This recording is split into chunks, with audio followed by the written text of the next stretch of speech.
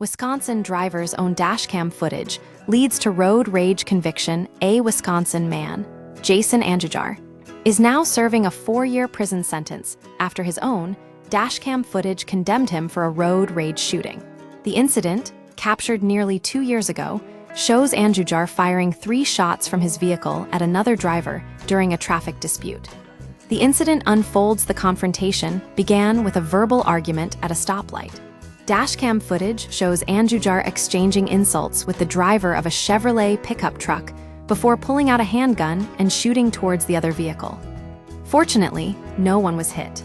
After the shooting, Andujar fled the scene, engaging in reckless driving, including illegally passing a stopped school bus and using a bike lane to evade traffic.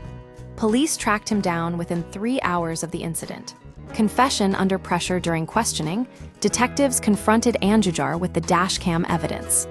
Initially defensive, he eventually admitted to firing the gun, claiming he feared the other driver was armed.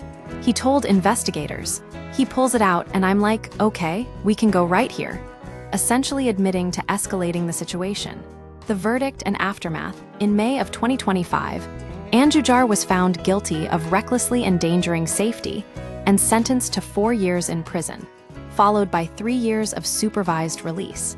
This case highlights the increasing trend of individuals unwittingly recording their own criminal behavior, which is then used against them in court.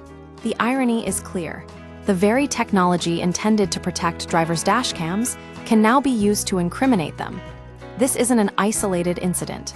Similar cases, including a driver in California who filmed reckless behavior and later faced conviction with a court-ordered GPS tracker, demonstrate that many individuals willingly record evidence that leads to their own downfall. The Andujar case serves as a stark reminder that actions, especially those captured on camera, have consequences.